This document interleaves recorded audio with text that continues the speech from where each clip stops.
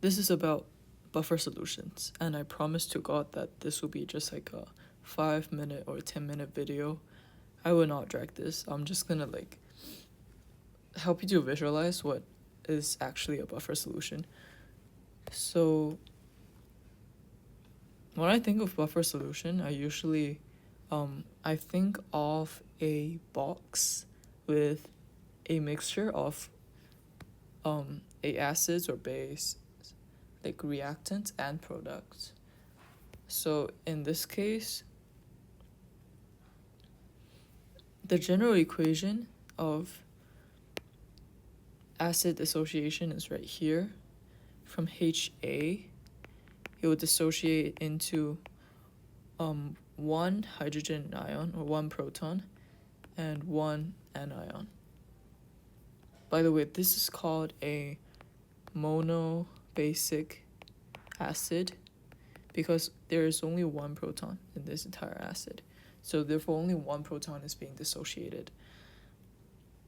And this is a basic buffer.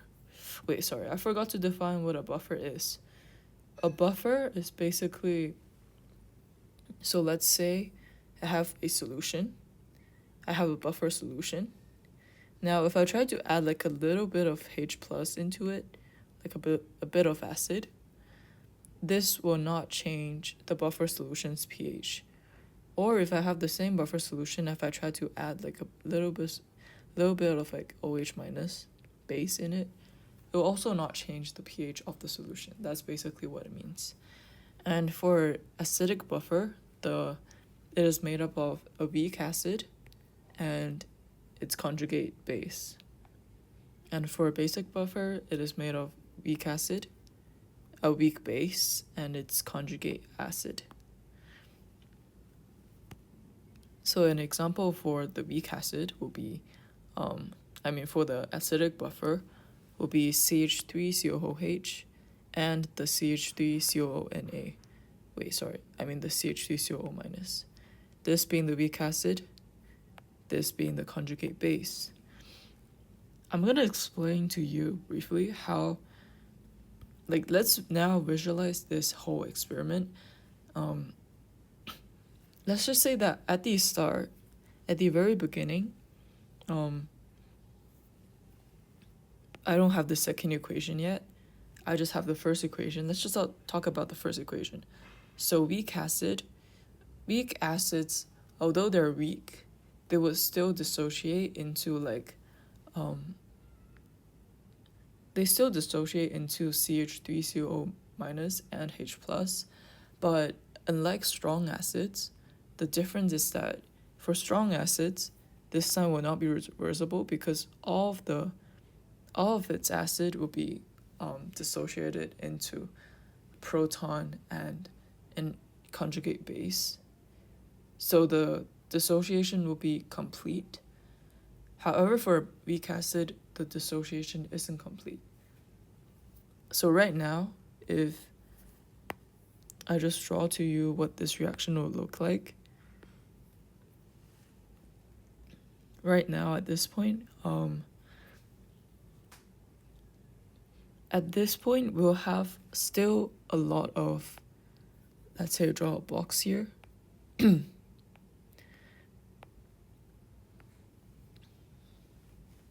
A lot of these will be the acid, and I'd say there's like a bit more acid, like weak acid, in its HA form than its A minus and H form. So there's like a little bit more of the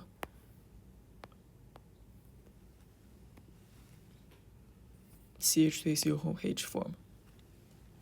You see here's 4, here's 3.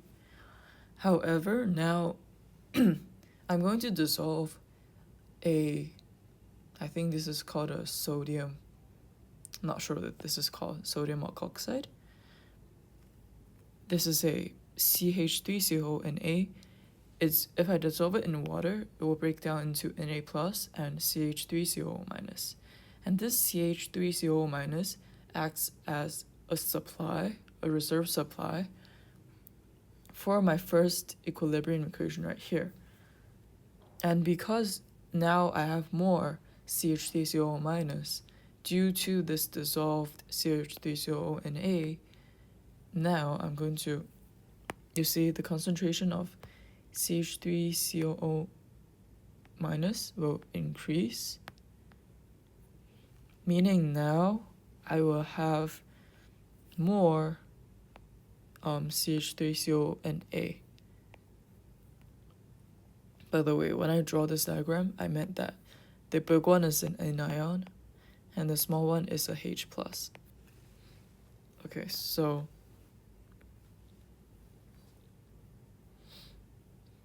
now because of this, I have more CH3CO minus, so I have more anion. And just keep in mind that all of these are actually surrounded by water. This would be a water.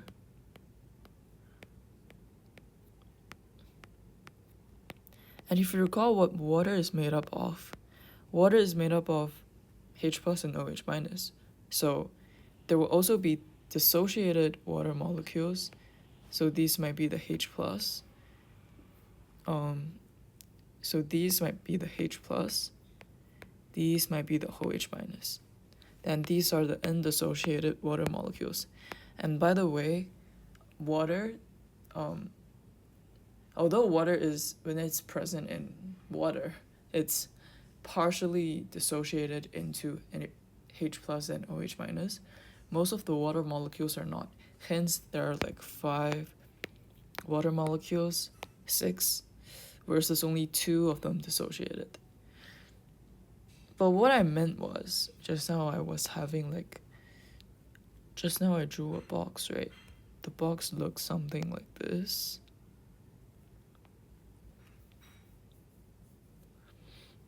I drew this box only to differentiate the reactants and the products. So this is technically, there's no barrier right here.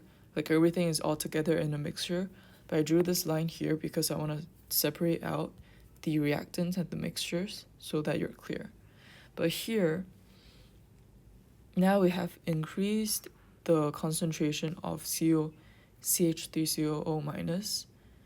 And since we already have like hydrogen ions in the solution itself, they're gonna bind together. So they're gonna bind together to form the, what is it called? They will bind together, you see, to form, what is it called? CH3COOH. So they will form back the CH3COOH. Let me just quickly label which ones are the newly formed CH3COOH. So there are 4. And I think for completion, I'll move it back to the reactant side so we are more clear about this.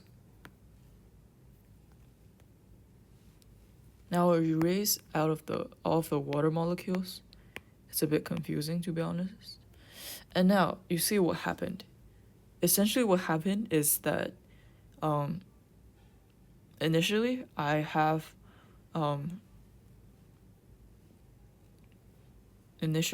I think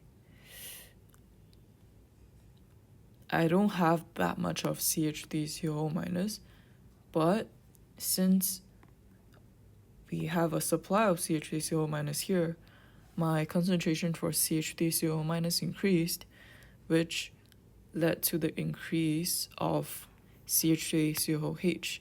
So we can also say that the equilibrium position shifts to the left. This concentration increases. And 2 things to note is that